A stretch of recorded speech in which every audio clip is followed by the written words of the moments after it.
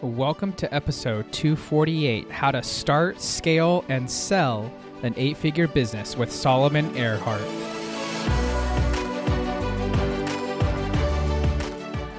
Welcome to the Be That 1% podcast. I'm your host, James Silvis, mindset specialist and performance coach. And here on the show, I'm going to challenge you to think deeper, commit to greatness, and develop a stronger mindset. You'll hear stories from those who are living life on their terms, and you'll receive strategies that will help you level up. So the question is, are you ready to be your own 1%? Let's get started.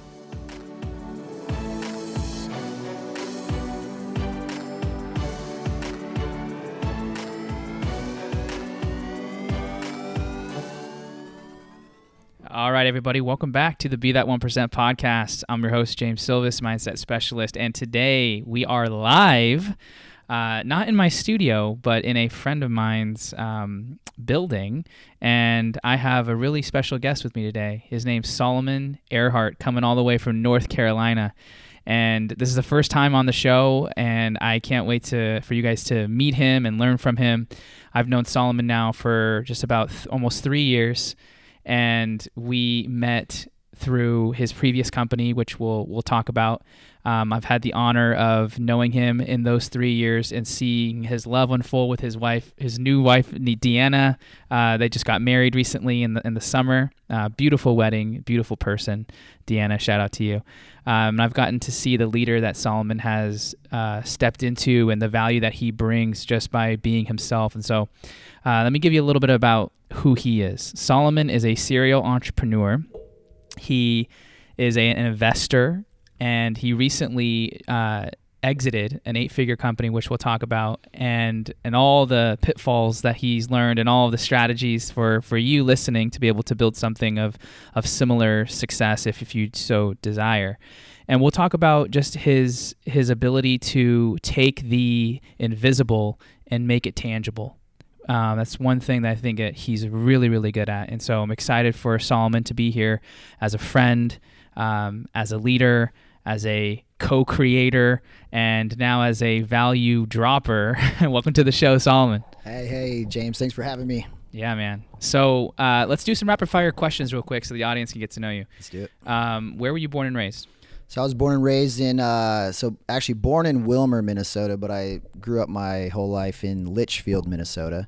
So small little farm town, like 3 stoplights in the middle of Minnesota, freezing cold tundra. And then I moved to Arizona when I was 17 and then graduated high school there and spent a long time there. Beautiful. What is a philosophy that you live by? So one of the main philosophies I live by, I even have it tattooed on my wrist, is persistence overcomes resistance. So that's kind of, I think, a moral that I've lived a lot of my life by, you know, especially when things get tough or roadblocks. It's just work hard, put the head down, and just keep pushing forward, and eventually those things kind of fall away. That's beautiful. What is your definition of failure? I guess my definition of failure would be to stop trying, right? Yeah, simple. Love it. That's it, man. That's all you need. What's a piece of advice that you've received recently that has served you well in personal or professional life? Oh man, that's a good question. Let me think. I mean, advice I've been given that it's, maybe not so much always recently, but it's always comes back in different forms that I've always been a big believer in. And now it's even being a bigger part of my life, because it's really where I'm kind of pushing myself moving forward, is really to, help 3 people make more money than they've ever made, and you'll make more money than you've ever made. So really about just focusing on giving to other people more, and having that be sort of what you focus your life or businesses around, right? So it's I think that is, kind of the big momentum driver of my life kind of moving forward. That's great. All about service. What's one skill you are harnessing or cultivating right now? I would say patience. I'm not very patient. And obviously my wife would justify and say that I'm probably not, but it's definitely something I need to work better on. Yeah. Especially now with, working on creating these new businesses and brands.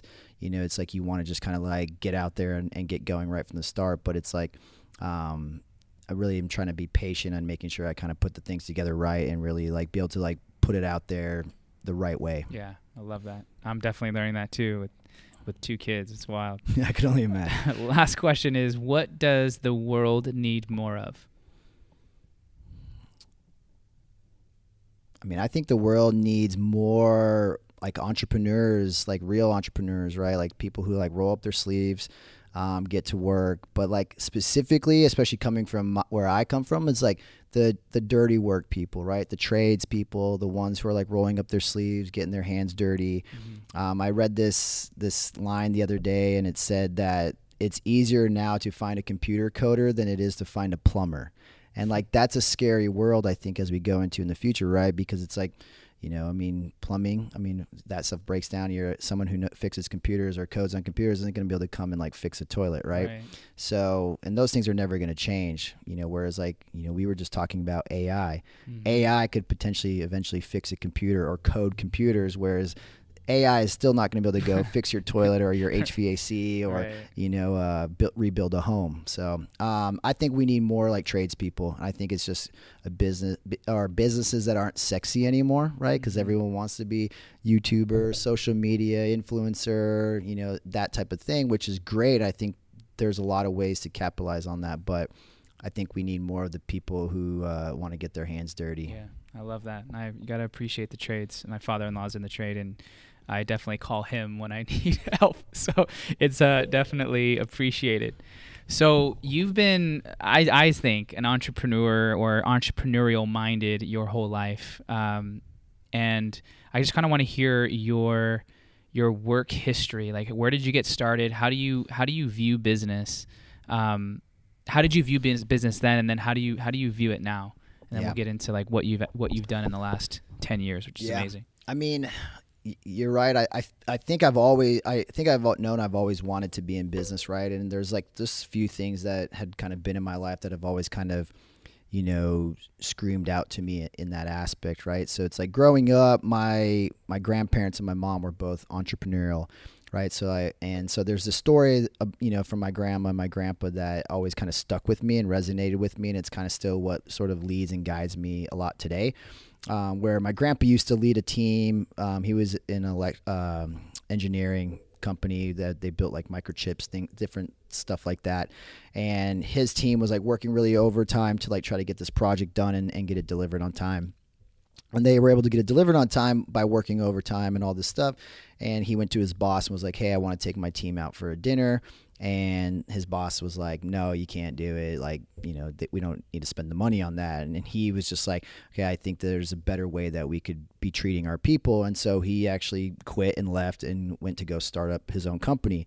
And then he, as he was getting his business started up, he was then getting sued by the old company, obviously, for, non-competes and NDAs and things like that, and taking employees. And when they went to court, they were just trying to obviously like, basically bully them out and run them, till they had to shut down the business. But they had a friend who was a lawyer who basically took the case on for them and told the court and the judge, like when they were in there, that he wasn't going to charge my grandparents a single dime. He was going to fight the case as long as he needed to, because they deserved it. And so the company, basically backed out and backed down. And they had this arrangement, though, obviously, where they could come in and kind of check their invoices and stuff to make sure they weren't taking business from them.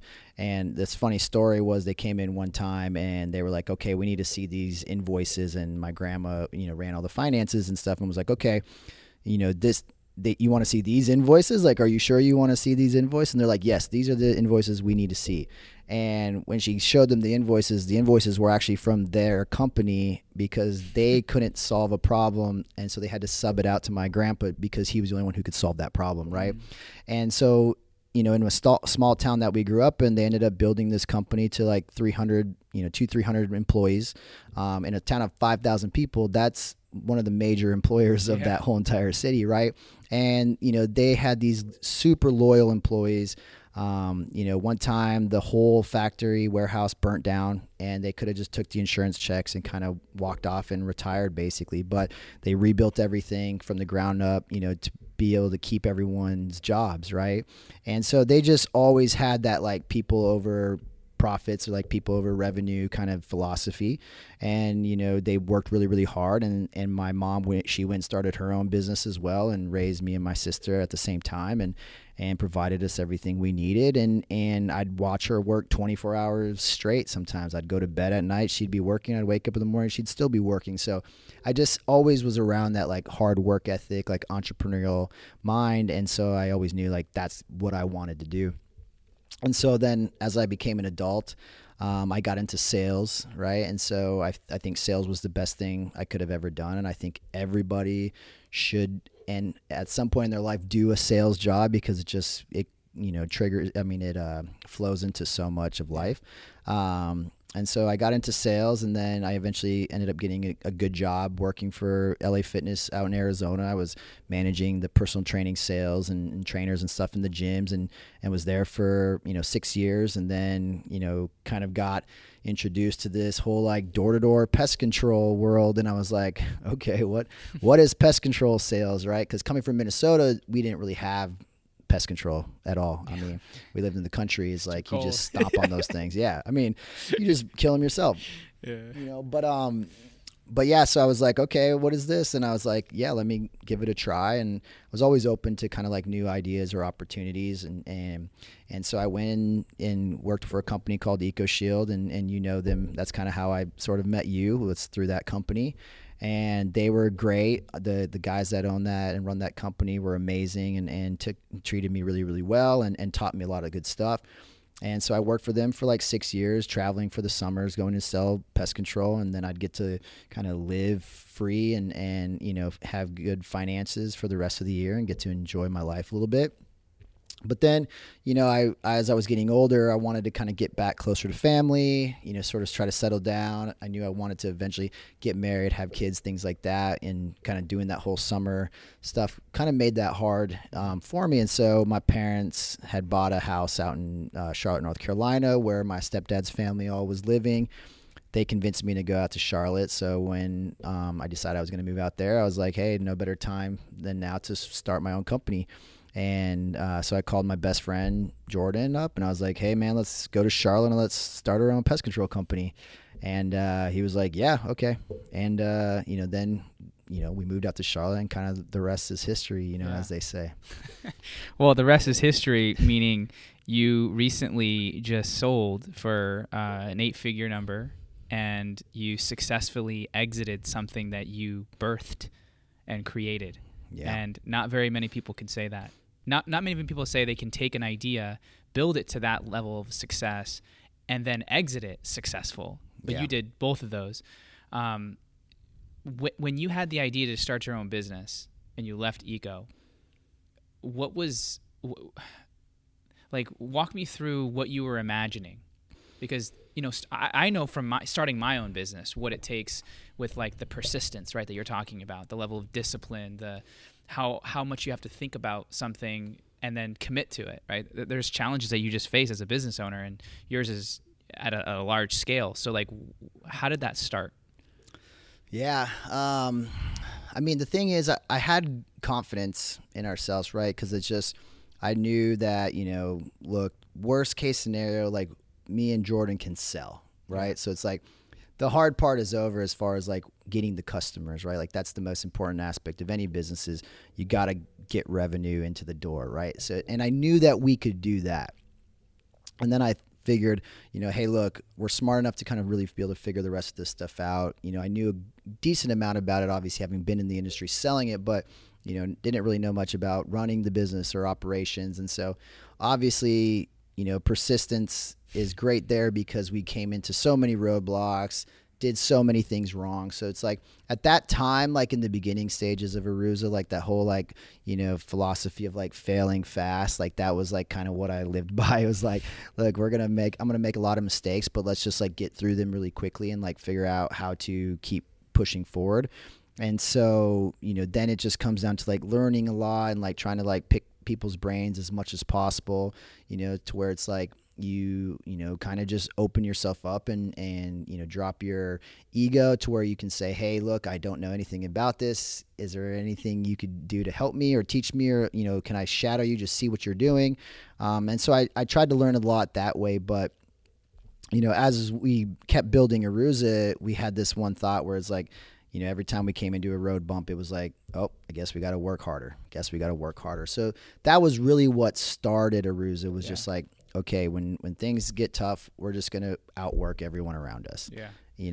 And that's what we did. But we always kind of had the idea of what it could be, but I think it actually became way more than what I had even imagined. But it kind of started by slowly bringing the right people around. Mm-hmm. When you were recruiting and enrolling and getting people to come on board to this new idea, what did you say? How did that go?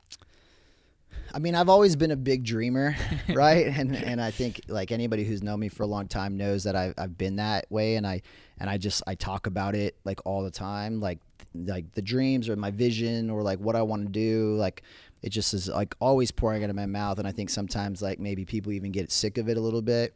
As we look back now, like there's a lot of friends that we made in Charlotte that were like, had first met Jordan and I when we were starting this business, and they were like, oh yeah, man, you'd come around all the time. And you're like, yeah, we're going to build this pest control thing. It's going to be huge. And they were just like, they would kind of like chuckle to themselves like, what, like these guys are crazy, right? And now they look back and they're like, oh, well, you literally did everything you said you were going to do. And so it's like really just, talking about that vision a lot. And then, when you talk about things like that, or you kind of create this picture, people who are interested or kind of want to be a part of that are going to sort of rise to the surface, right? Yeah. And so, I would just sort of capture onto them. And then, the biggest thing is, figuring out, okay, well, what is their motivating factor?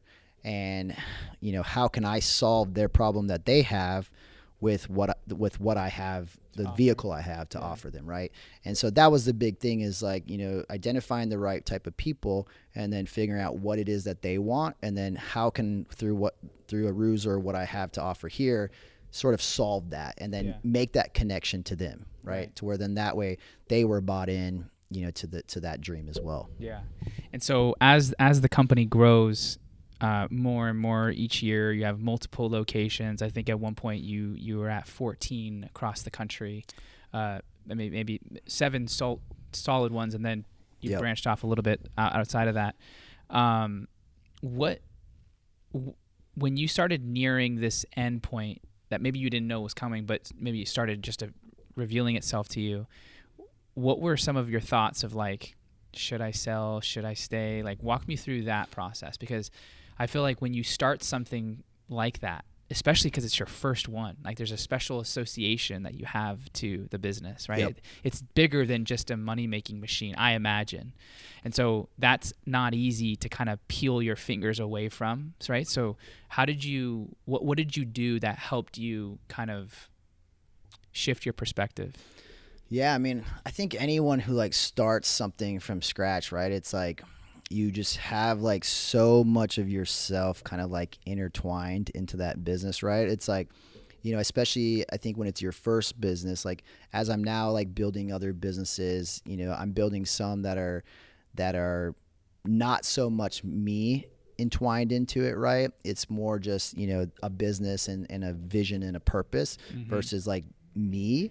But it's like the first business, I don't think that stuff quite yet. Right. So it's like you put so much of yourself into that business to where, at a certain point, it feels like this is everything. Like this is what you're going to be doing for the rest of your life, right? And I went through some of those stages too, where I'm like, yeah, I'm going to have this thing until I'm, 50, and then I'm going to retire and I'm going to hand it off to the next person or whatever. But obviously in reality, things happen quickly and things can change, and you got to be able to like be flexible and kind of move around. But, as Aruza was getting big, we had brought in a lot of different people. We'd brought on a lot of other partners. At that, in 2018, we brought on a third partner, Christian. So there was 3 main partners, Jordan, Christian, and myself. And then we had a lot of sales partners, and we had obviously built up our executive team. And so, there's a lot of different personalities within there, and all great people and really smart, intelligent people that are amazing at all the different areas and skill sets that they have.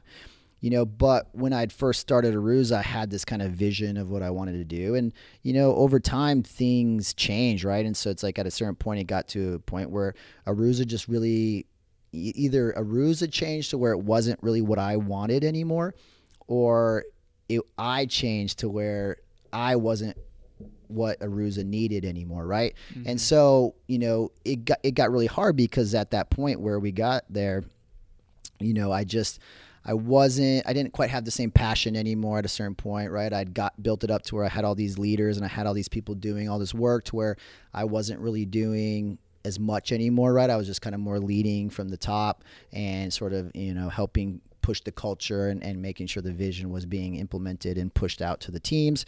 But, the passion stuff that I, really wanted to do, it wasn't needed in Aruza anymore, right? Like Aruza became this certain, vehicle, and what I really wanted to do wasn't that anymore. And so that's where I kind of was thinking like, okay, like what's happening here?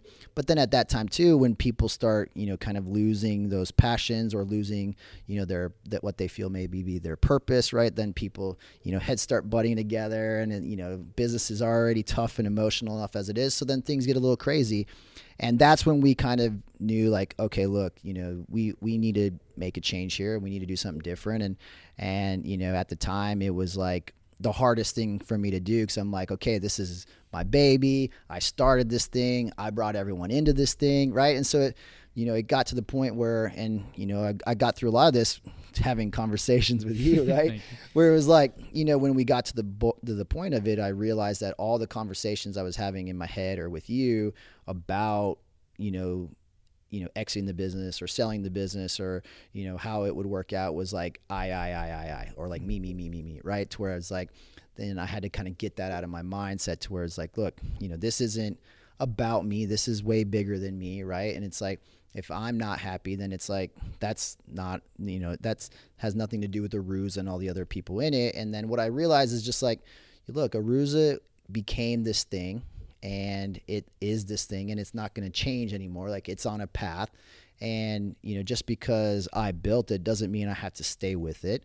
Yeah. And I can now go on the different path if this is where my life is leading me, and my passion and my purpose, to where there's nothing wrong with that, right? Because in reality, when I thought about it, when I first was even starting Aruza, it was really kind of only ever going to just be sort of like a stepping stone, right?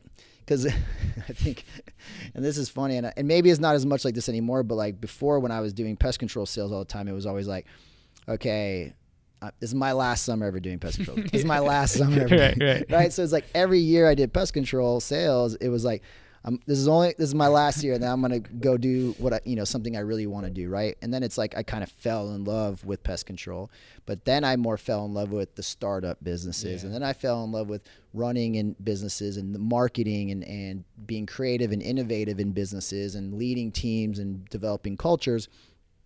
So it's like, I've now came to the point where it's like I can kind of do any of these businesses or have any vehicle. It doesn't have to be Aruza to like really do what I want to do. And so, that's where we kind of all decided that, one, to make Aruza what it really needs to be, we need to get new money, and we need to get, capital into the business so we can like really propel it to where it needs to go.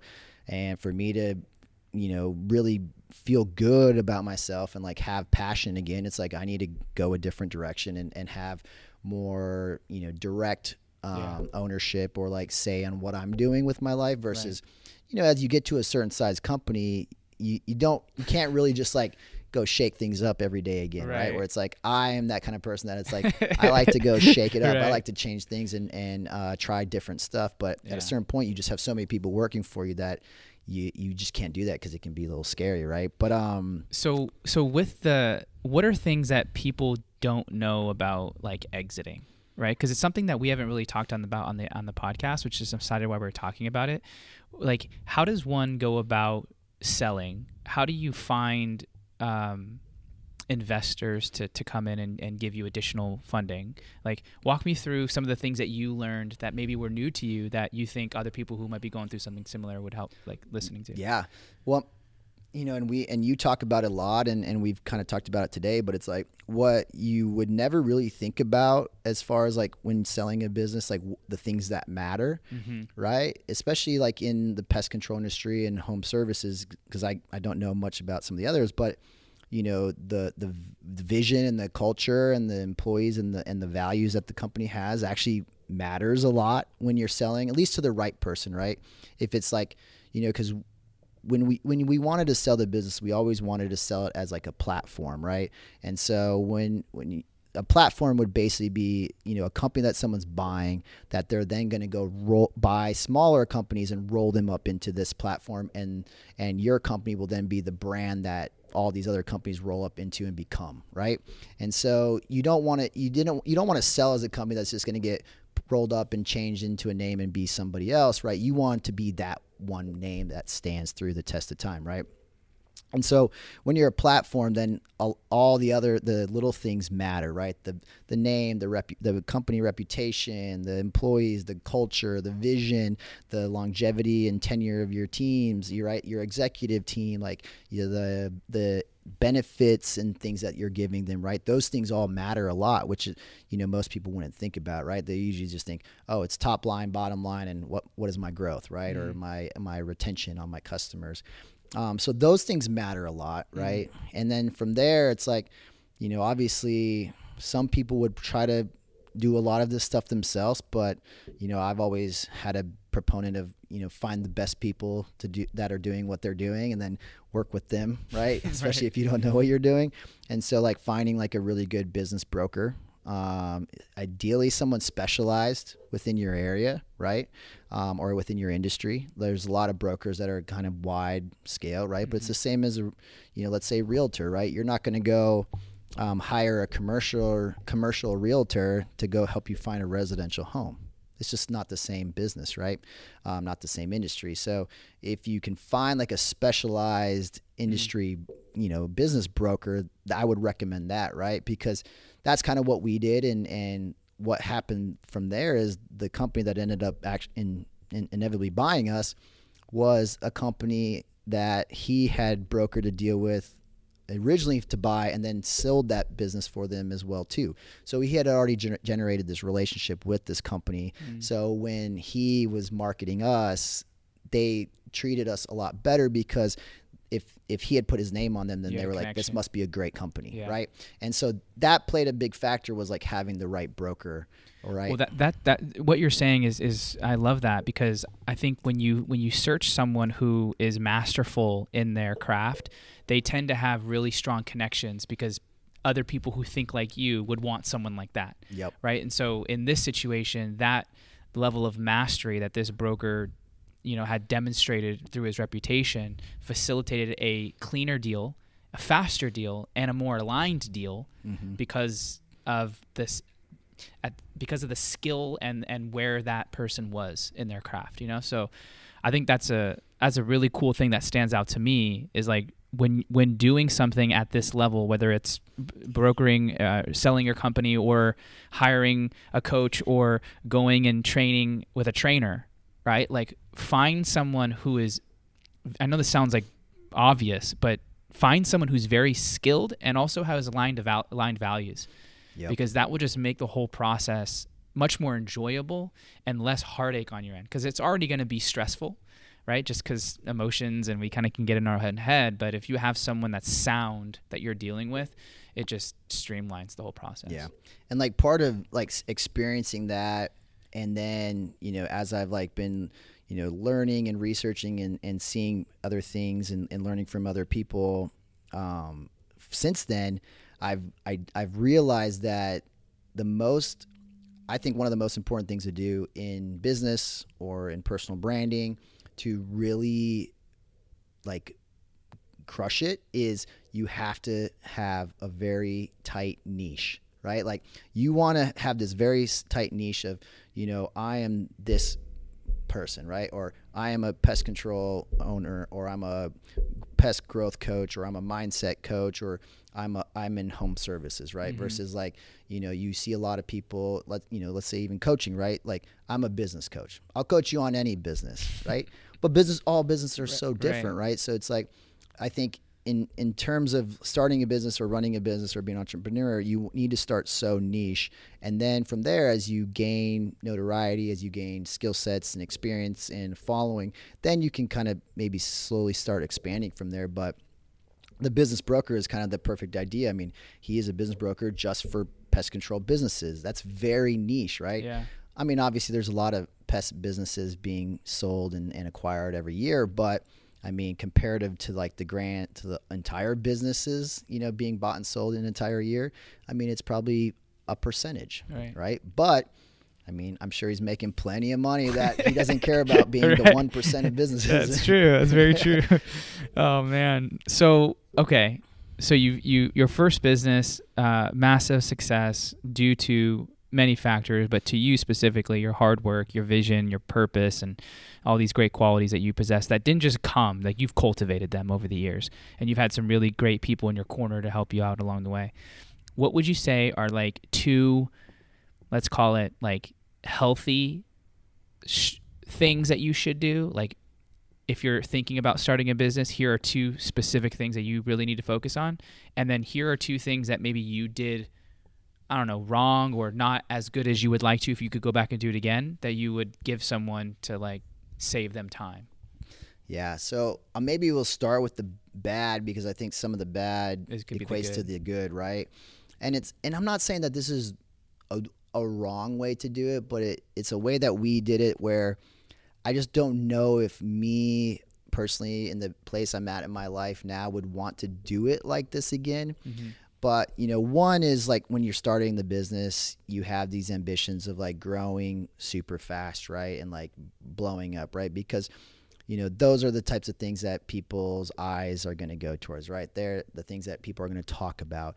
But, growing at such a fast rate has drawbacks, right? Which, the biggest one is having to take on debt and capital to grow, right? I mean, if you're growing, 100 to 300% plus a year, you're not going to be able to do that from cash flow, right? It's like you're going to have to take on outside investors, or you're going to have to take on loans, you're going to have to take on debt. And then the problem is like when you're carrying this debt load, it weighs heavy on you, especially from the top, right? And so having that debt can really like wear on you and be stressful to where it makes you make decisions based on the fact of, well, every dollar I would spend, I have to equate this interest or this debt load to it, because if it's not driving instant value or revenue into the business, then it's costing us a bunch of extra money and it's probably not worth it.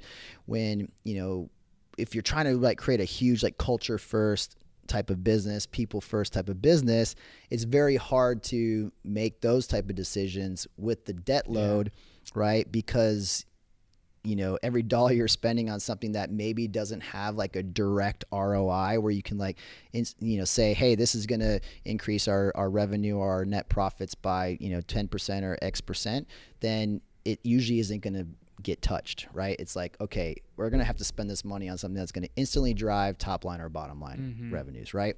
Which is hard to live by, because then you have to X or say no to a lot of things that are really crucial to having the right people and creating the right culture and the right environment for people to like flourish and grow, which, we still pushed a lot of, but at certain points, those were always the first things that got cut too, right?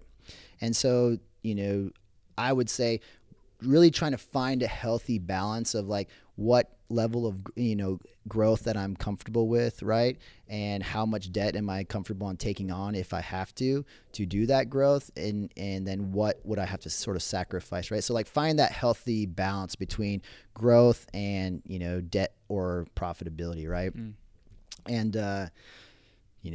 so budgeting is a big thing, right? And it's like most people, when you're starting a business, you don't know about the budgeting and forecasting and things like that. But that's a thing that I will never like miss on moving forward. It's like, okay, look, we're going to look at the next year and we're going to forecast what growth we would want, and we're going to run all those numbers on a monthly analysis and figure out what is that going to cost us? Can we afford that? And if we have to take on debt, are we comfortable taking on that level of debt to get this? Or if not, would we be fine taking a smaller growth, right, and not having to take on that debt, right? So it's like, slow and steady wins the race, especially in, in a period of time like now, if we are going into, a recessionary period, which, they say we're not in a recession, but all the statistics already show we're in a recession. We are. But so it's like this would be the time where you maybe would want to trim back and focus more on the profitability and cash and build up your reserves and go for growth. But the problem is when you're in a business where you're pushing this growth so much, it's really hard to then pull those reins back, right?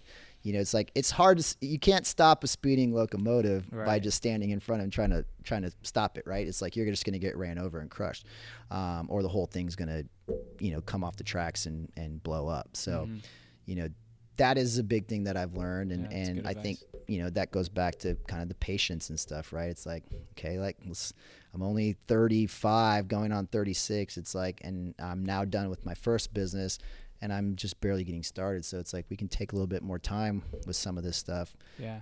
Because if this was it now, it's like I'm not ready to be retired. So I should have slowed this thing down a lot more. But it is what it is. Yeah. So that's great. I love that. That's solid advice. And I'm always more on the slow and steady than the fast. I could go fast, but like sustainability and longevity are like important characteristics for me.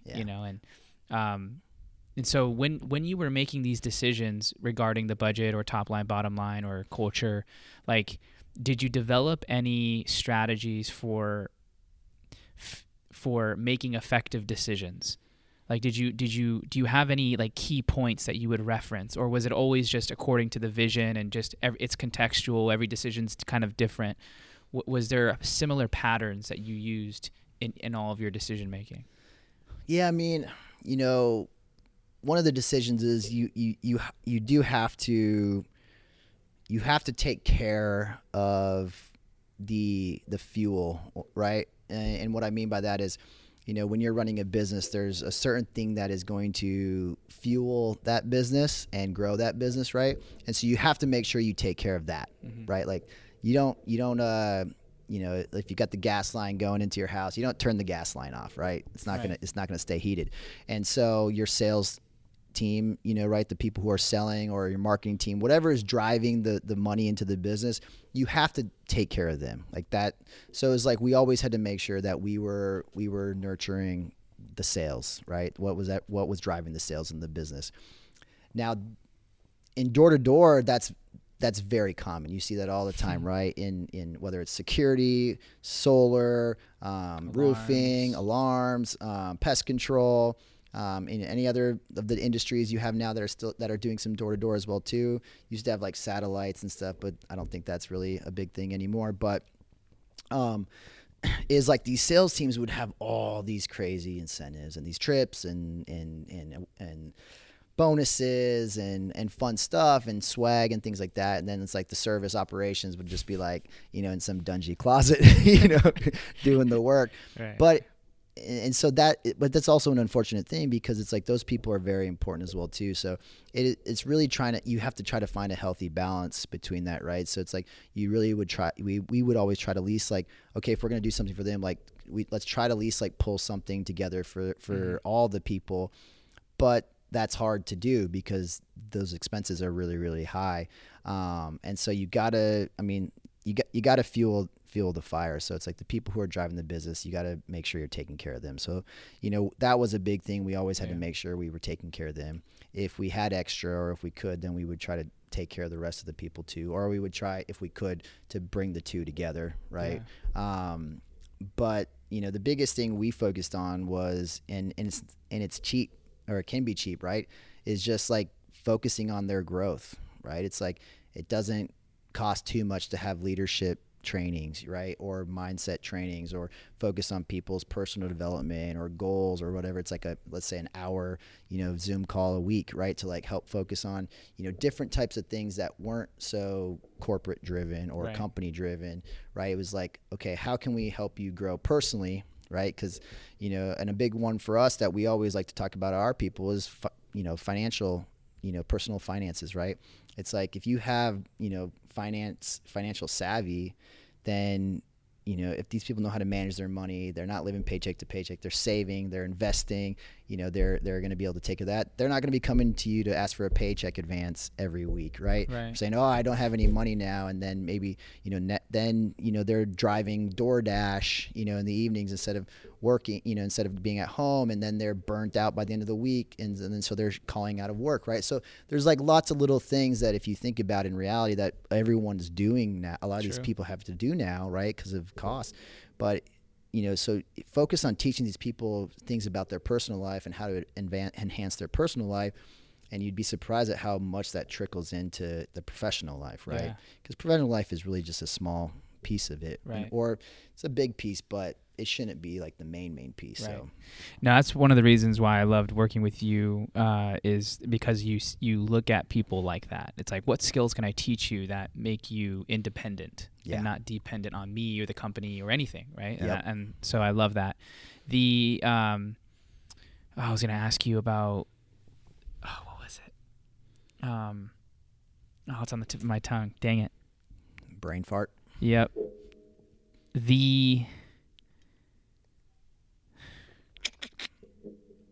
Oh, yes, Gallup. Gallup is one of the most dense research centers in the world, and they put together a study as to why people leave or why they stay at a company. And the top two things, number one was close relationships. How deep is the bond that I have with my employer, my boss, my colleagues? How important do I feel while I'm in the environment? And the second thing was engagement. Mm-hmm. So am I challenged? Do I feel like I'm growing? Like, are there things that are stimulating me enough to want to be here?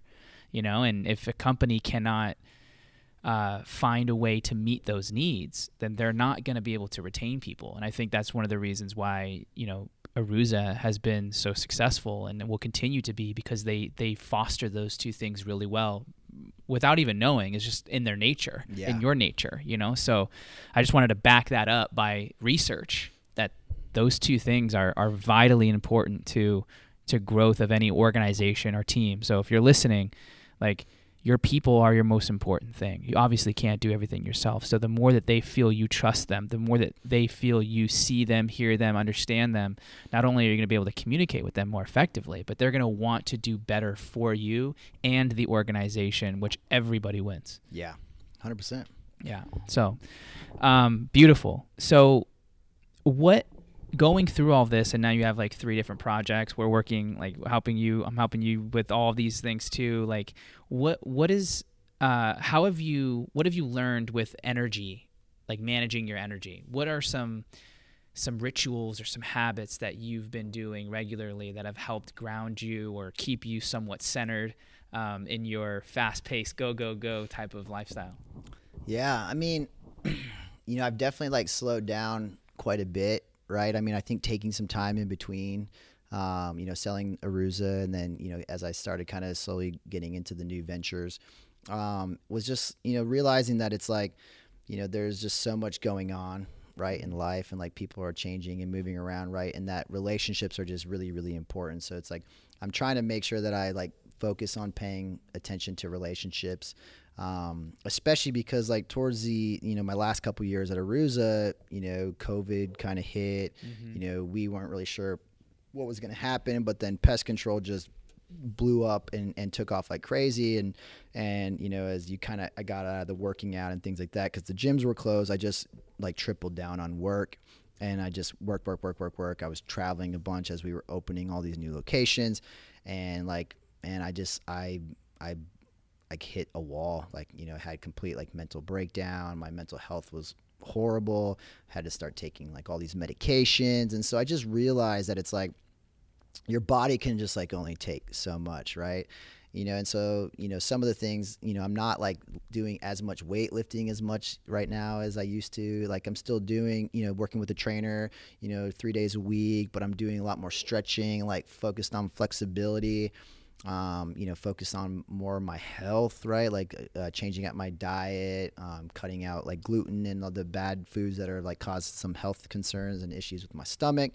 So it's like those are things that are I'm focused on that stuff a little bit more instead of like, trying to look good, right? It's like I'm focused on more on feeling good. Mm-hmm. And then, when it comes to work, it's like I've been trying to like cram as much information into my brain as I, in the past as I could, with like reading tons of books. Like, that was the one thing you told me is like, slow down. Like, you need to like, take in what these books are giving you. So it's like I'm reading less, but I'm like, go diving in and researching more of the books and like pulling more things out of it and like implementing them. I'm like kind of taking my time with things a little bit more and being more intentional with what I'm doing and kind of focusing on that. I'm, just trying to get out and like take some walks with the dogs. Yes. I got a new puppy, a little, little wiener dog. So, that's kind of slows me down sometimes because I have to like focus on that. We just got a new house that we're getting set up. And so I'm like really excited to kind of have our own house and just kind of a place where I can just, be myself and like feel like I'm at home and kind of being in my little Zen space. And, I'm doing more, breathing exercises, things like that. But then, a great thing too is like those, the leg, like hypervolt, like leg compression sleeves, man. You put like 30 minutes on of that and you just like sit there and you can't really go anywhere because your legs are, locked up. And so like, just like slowing the mind down, right. And just trying to like, enjoy things and a little bit more than, that fast, rapid, like gotta get to this end point. Right. So I don't have any like specific, things I'm doing, but I think just having kind of taken that time in between just slowed me down a lot versus what I was doing. Right. And now I'm just so focused on kind of the niche, which, has me a lot more like targeted versus like trying to like shoot for everything, which can, I think, overwhelm and like cause anxiety when you're like trying to do all these different things. Right. So I've eliminated some different things out of my life that I was doing, and I'm kind of just narrowing it down to like focusing on just this specific niche that all kind of is tied into my purpose. Right. So everything I'm doing now is more focused on my actual like purpose and my mission. Whereas some things I was doing were more ego driven, right? Where it was like, I wanted to be out there. I wanted to be in front of people. I wanted to be looked at a certain way, right? And I wanted to be around and all this stuff. And it's like, kind of figuring out that stuff's not as important, as like, maybe I was helping people in certain ways or in that aspect, but not the type of people I'm really wanting to help. And so now I'm focusing my niche on, okay, who is the type of people I want to work with? Who are the type of people I want to help? How does that look? And I'm focusing in that lane. It's beautiful, man. This has been super helpful, bro. I appreciate you and your wisdom and your insight. If you could, as we wind down here, if there's anything that you feel the audience that you want to share with them that you think they need to hear based on everything that we've talked about, what would you have to offer there? And then where can they find you? How can they get involved with your journey?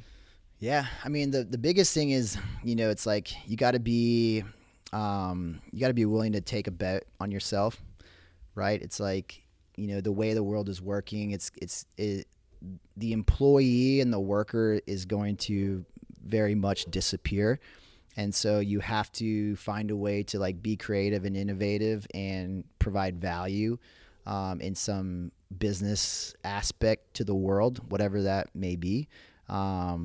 Because I don't think employees will be around for forever, with robots and AI and all this technology and just the way jobs and things are going, especially, or if you are an employee, you may not be able to afford to live. I don't know. I mean, it's scary things to think about, but I mean, the writings are on the wall, right? And so I think you have to, find what your purpose is, what your niche is, like what values you can provide to the world, figure out how you can turn that into a business, and then go deliver it to the world, and don't be afraid of failing. And and know that you are going to fail and fail fast, but you are capable of this growth, and you are capable of this success. And so be willing to take the chance on yourself. If there's any chances you're willing to take, you got to take the chance on yourself. And so to go out there and just do it. Yeah. And so best place to find you is Instagram? Yeah, Instagram at Solomon Airhart, or Facebook, same thing, Solomon Airhart. And be on the lookout. There'll be a new YouTube channel coming out as well soon too. So, but yeah, follow me on Instagram right now, and you'll kind of be able to stay in touch with everything. Cool. Awesome, bro. Well, thank you for your leadership, and thank you for your visions, and keep being you. Awesome. Thank you for having me.